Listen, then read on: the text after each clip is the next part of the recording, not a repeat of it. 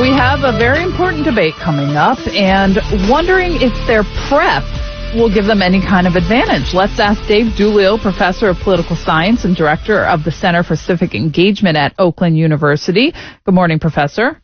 Good morning. Thanks for having me. So we read this report that Kamala Harris is getting prepared by doing debate prep with a guy who's actually dressing like Donald Trump, not just using his mannerisms. Is this necessary? Well, I think that's a question for the vice president, and maybe it's obvious. She thinks it is. So, I think it's about making her comfortable with the setting that she's going to experience tonight, and to have somebody who looks and dresses like Trump and talks like Trump is probably something that she's hoping will pay some dividends tonight.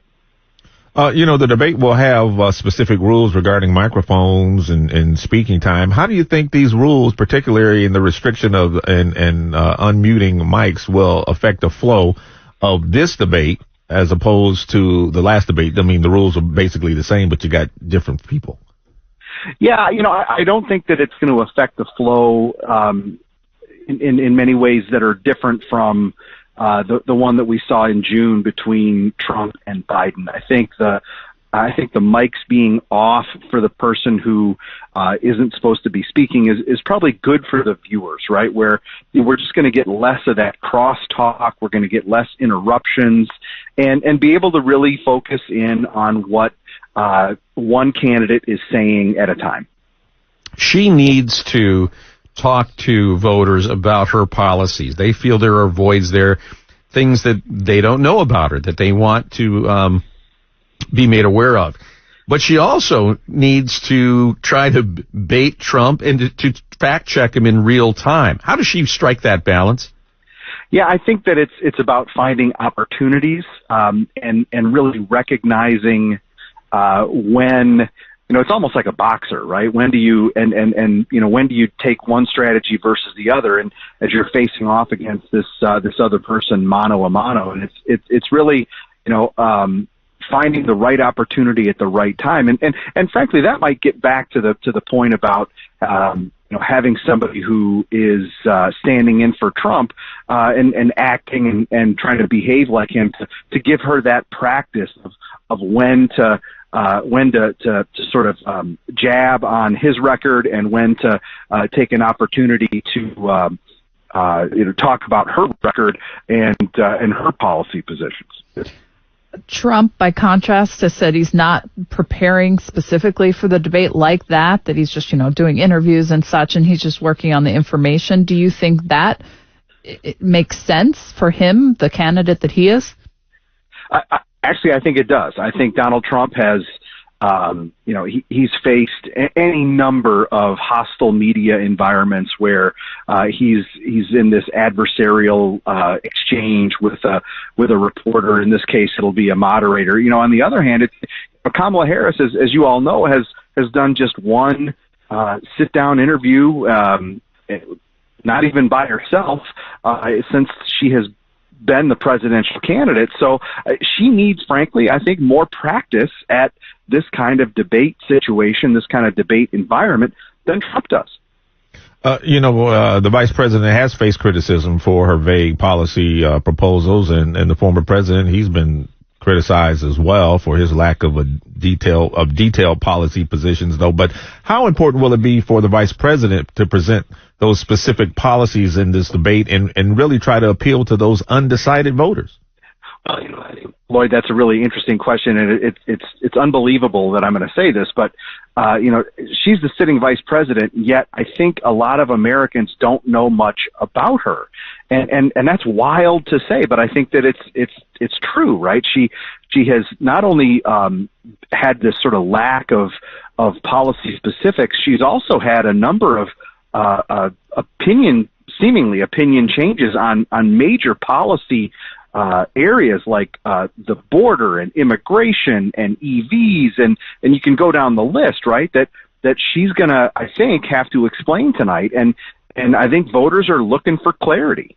Well, more than the flip-flops. I mean, she's tried to run as an incumbent, right? Somehow the last 4 years happened, and she doesn't have any fingerprints on it at all. So if Trump follows the strategy that his handlers are trying to get him to follow, he's going to say to the voters, are you worse off now than you were 4 years ago? And if you were, she's to blame. How does she blunt that attack?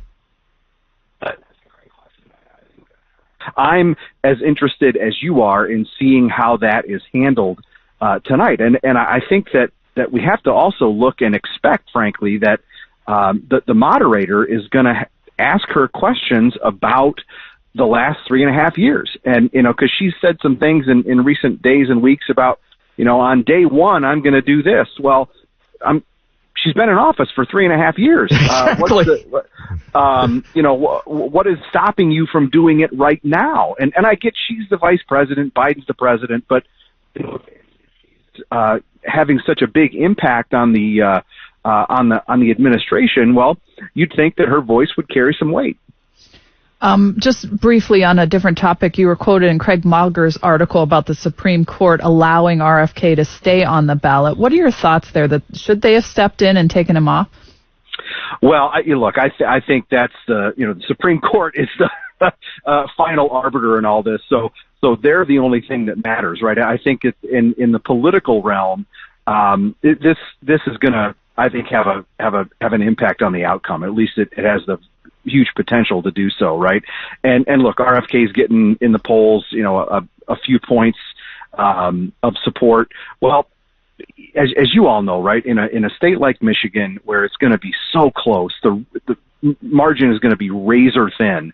The difference between votes that go to RFK instead of going to Trump or that go nowhere at all, if those folks don't vote, can have a huge impact on the outcome, right? Even small shifts in voter support can have big impacts on the final outcome. And Cornel West being on the ballot too, that could take some votes from Harris, right? Yes, there's another angle too, right? I mean, you've got these other candidates that are on the ballot, and I think it sort of cuts both ways, right? Where RFK being on the ballot because he endorsed Trump probably hurts Trump, and Cornel West being on the ballot likely hurts Harris. I think if we took those and said which one has got a bigger effect, it's probably RFK. Only 45 seconds left, David, but do you think will Kamala Harris be successful in getting Trump to explode? And he's trying to resist his worst impulses. Will he be able to do it? So I think that if his first debate performance is any indication, he's getting better. And I think, frankly, the mics being off will help his attempt at looking presidential. Well, we'll wait and see what happens tonight. Dave Doolittle, professor of political science and director of the Center for Civic Engagement at Oakland University. Thanks for your time. We'll certainly have you back to talk about what did happen tonight. Thank you.